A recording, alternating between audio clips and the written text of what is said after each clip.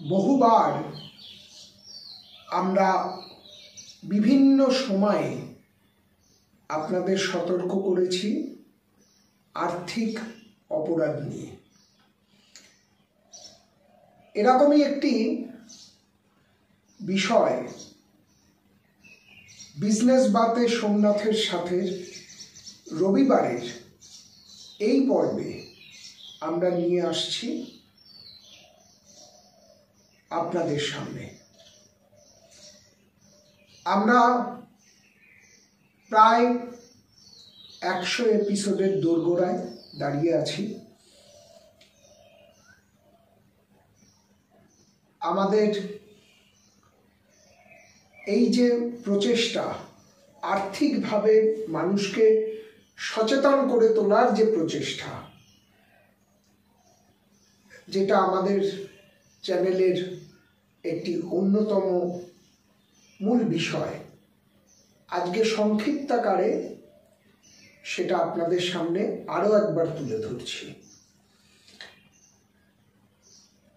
আমার আপনার অনেকেরই অনেক তথ্য কিন্তু বেরিয়ে গিয়েছে ব্যাংকের অলিন্দ থেকে।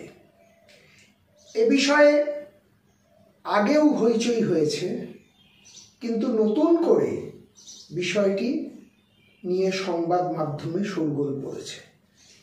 কারণ সরকারের খুব উচ্চ পর্যায়ে, সরকার বলতে কেন্দ্রীয় সরকারের খুব উচ্চ পর্যায়ে এ বিষয়ে কিন্তু রিপোর্ট জমা পড়েছে।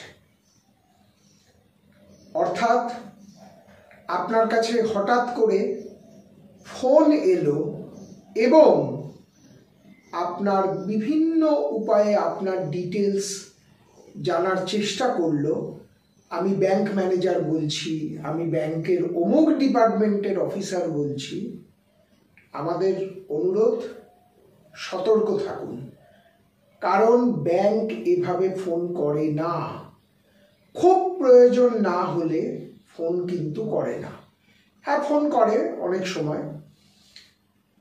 আপনি কোনো একটা ইনস্ট্রুমেন্ট, ধরুন চেক ইস্যু করেছেন, হয়তো সেখানে আপনার সইটা একটু আবছা বা বিভিন্ন বিষয়, এগুলো আপনার পরিচয়ের বা ব্যাংকের লেনদেনের ভিত্তিতে সেগুলো কখনো কখনো করা হয়, কিন্তু সেটা কিন্তু মুষ্টিমেয় কিছু মানুষের জন্যই সীমাবদ্ধ। আমি আপনিও আছি তার মধ্যে, নেই তা নয়। কিন্তু যে উপায়ে গত কয়েক বছর, বিশেষত লকডাউন এবং লকডাউন পরবর্তী সময়ে ব্যাংক জালিয়াতি, এবং এটা ব্যাংক জালিয়াতির সঙ্গে এক ধরনের সাইবার ক্রাইম ঘটে চলছে বিভিন্ন উপায়ে, এবার কিন্তু সত্যি সতর্ক হওয়ার সময় এসে গিয়েছে। না হলে এক মুহূর্তে ফুট আপনার অ্যাকাউন্টের বা হিসাব খাতের টাকা পয়সা।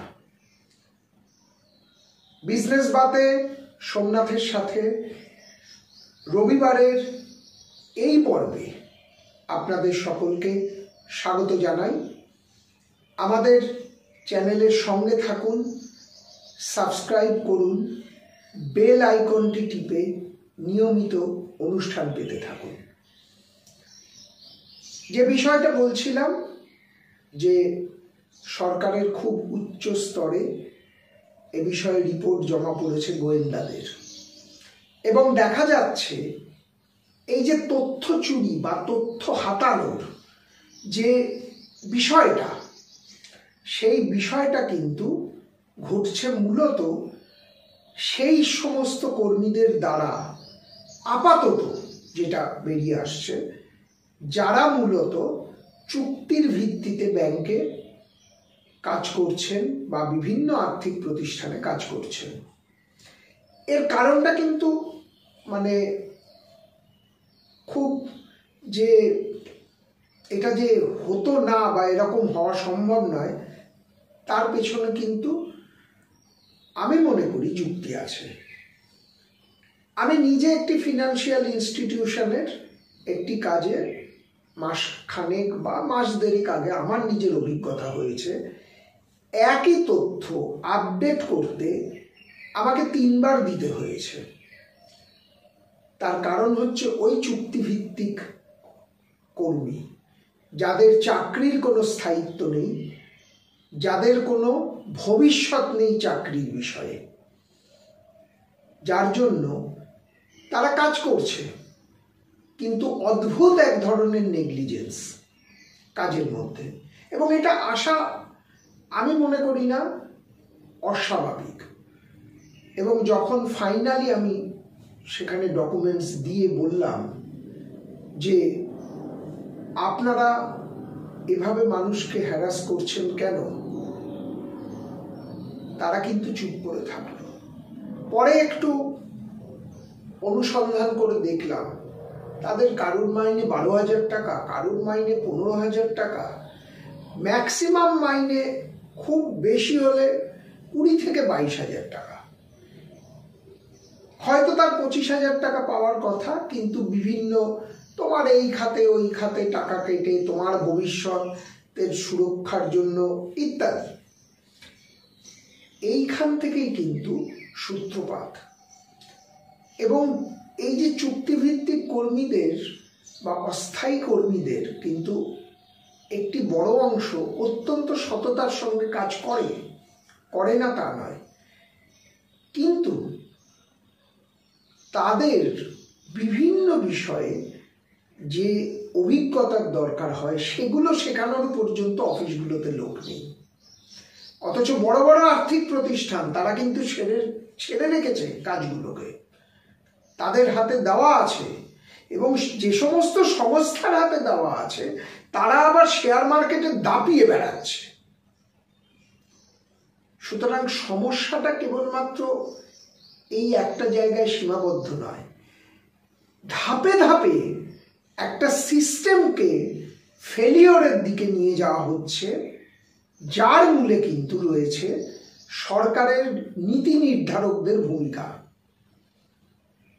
যারা নীতি নির্ধারণে বসে রয়েছেন, আমি রাজনৈতিকভাবে যারা আসছেন তাদের কথা বলছি না, কিন্তু যারা প্রকৃতপক্ষে সরকারের নীতি নির্ধারণে বসে রয়েছেন তারা কিন্তু কোথাও একটা ফাঁক ফোকর রেখে কাজকর্ম করে চলেছেন, এবং যার ফল কিন্তু ভুগতে হচ্ছে সাধারণ মানুষকে।